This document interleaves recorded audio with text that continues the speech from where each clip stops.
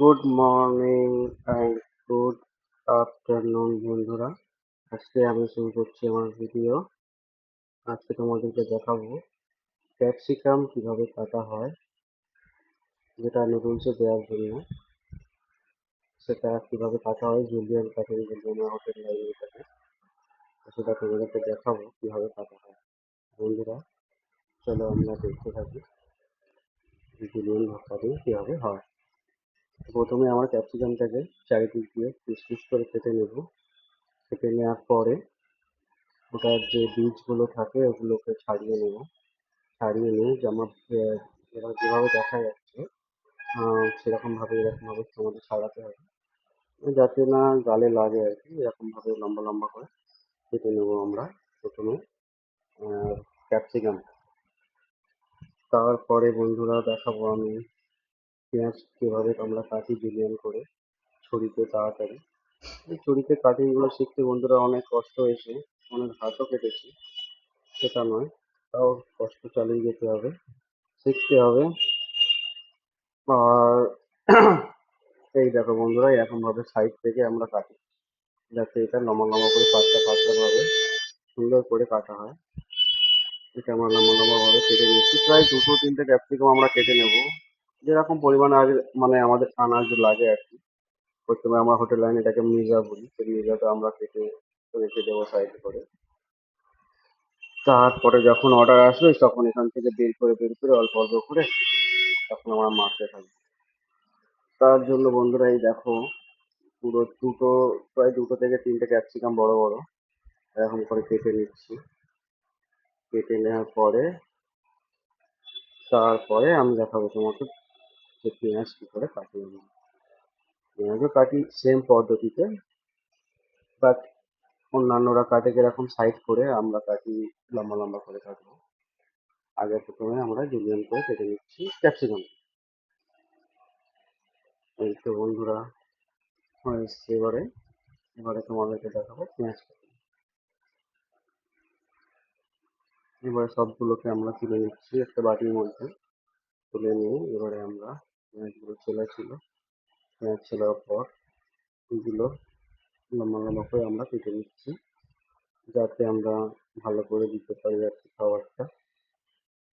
যে কোনো খাবার মানে আমাদের চিলি চিকেন বলো, চিলি চিকেন ড্রাই, তারপরে হংকং চিকেন, তারপরে তোমার আরেকটা হয়ে গেল হংকং চিকেন, হয়ে গেল পুলকাও চিকেন, হুনান চিকেন, চিকেন ক্যাসিওলা, hot garlic chicken, honey glaze chicken, drums of heaven. এগুলো যেগুলোই আমরা মানে আর কি, যেগুলো আমরা মারি, মানে যেগুলো মারি বলতে গেলে যেগুলো আমরা খাবারগুলো কাস্টমারকে দিই, তো সেইগুলোতে আমরা এই জিনিসগুলো ভালো করে কেটে রেখে দিই, এগুলো যাওয়ার জন্য খাবারে দেওয়ার জন্য। তারপরে তোমাদেরকে দেখাবো যে রাইস কাটিং কি করে করে। ওগুলো তো কাটতাম আমি, যেগুলো আগে কাটলাম জুলিয়ান, ওইগুলোকে আমি ড্রাই আইটেমে দেওয়ার জন্য, মানে যেগুলো শুকনো আর কি খাবার তাতে তাতে দেওয়ার জন্য। এই যেগুলো কাটিং করছি আমি এটাকে বলা হয় রাইস কাটিং। একটু তিকোনা করে কাটতে হবে, এটা চিলি চিকেনে দেওয়ার জন্য।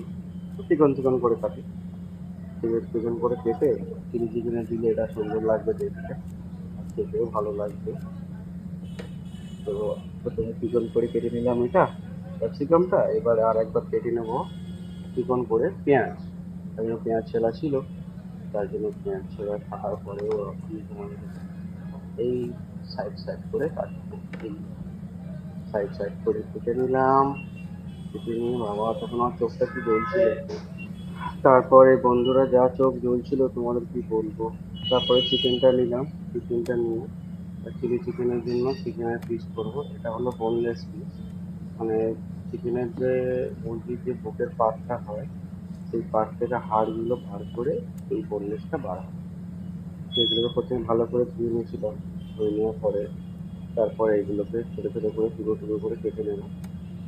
কেটে নিয়ে তারপর এটা মিক্সার করবো। তারপরে তো ওখানে নিয়ে নিলাম ছোটো ছোটো করে কাটি, প্রায় বেশি নয়, 1 কিলো বা 1.5 কিলোর মতো হবে এটা। এগুলোই হবে, হ্যাঁ, যেগুলো হবে। আর চিকেনটা খুবই নরম ছিল, কেননা টাটকা চিকেন তো, খুবই নরম ছিল চিকেনটা। আর যেগুলো ফ্রিজে থাকে সেই চিকেনগুলো প্রচণ্ড হোয়াইট হয় দেখতে। আর ওগুলোকে একদম কাস্টমারের কাছে দেওয়াই যায় না, এত মানে ভালো হয় না, ছিবড়া হয়। আর তোমরা যদি বন্ধুরা এরকম চিলি চিকেন খেতে চাও, তাহলে ফ্রেশটাও ভালো হয়। আর যদি লেগ লেগ বোনলেসটা হয়, লেগ বোনলেস হলে ওতে কিন্তু আরো ভালো সফট হয় আর কি, মানে নরম হয়। লেগ বোনলেসে যদি তোমরা চিলি চিকেনটা করো, তাহলে ওতে আরো নরম হবে।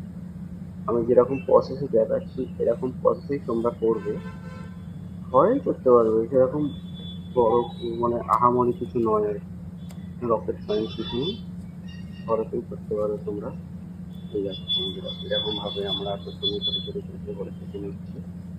কেটে নেওয়ার পরে তারপরে একটা বাটিতে রেখে তারপরে মশলা বাটিগুলো একসঙ্গে দিয়ে তারপরে আমরা মিক্সার করে প্রায় ঘন্টা 2-3 মতো রেখে দেবো, যাতে ওর ভিতরে মশলাগুলো ঢোকে পুরো।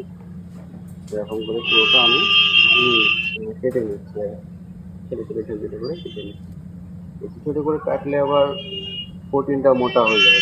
ছোটো ছোটো করে কাটলে তো তুমি যে তোমার যে ময়দা কর্নফ্লাওয়ারটা দেবে, ওটা কিন্তু মানে ওর প্রলেপটা যখন তুমি তেলে ফ্রাই করবে মোটা হবে, তাই জন্য একটু চিকেনটা বড় রেখেছি।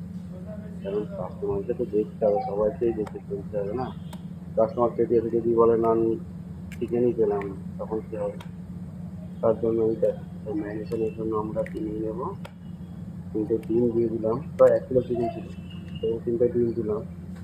এবারে দেবো সল্ট, একটু টেস্টিং পাউডার, একটু ব্ল্যাক পেপার, আর একটু ময়দা কর্ন।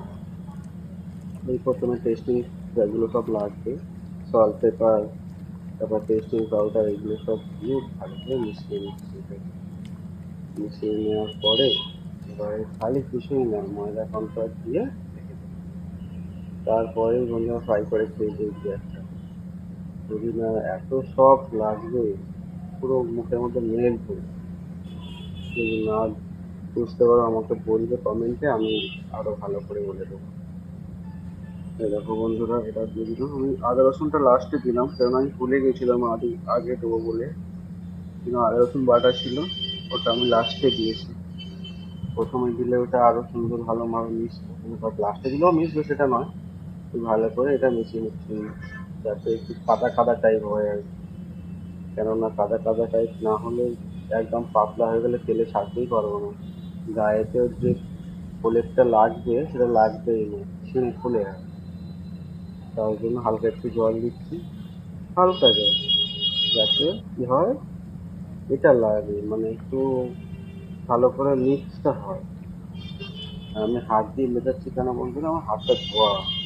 আমি ধোয়া মানে হাত দিয়ে না মেশালে, চামচ চামচ দিয়ে মেশালে মেশাতে পারা যাবে না, কেননা এটা তো কর্নফ্লাওয়ার থাকে তো ভালো করে মিশবে না। তার জন্য হালকা করে একটু জল দিয়ে মেশাচ্ছি। আর তেমন একটু পারলে এর উপরে হালকা একটু তেল দিয়ে নেবে। তেল দিলে কি হবে, তোমার যখন ছাড়বে তো ওগুলো একটার সঙ্গে একটা লেগে যাবে না তেলে। এর উপরে এই যে মাখানো হয়ে গেল, মাখানোর পরে তোমার একটু তেল দিয়ে দেবে। তেল দিয়ে দিলে না জিনিসটা, মানে তোমার যখন ছাড়বে তেলে একটার পর একটা লেগে যাবে না,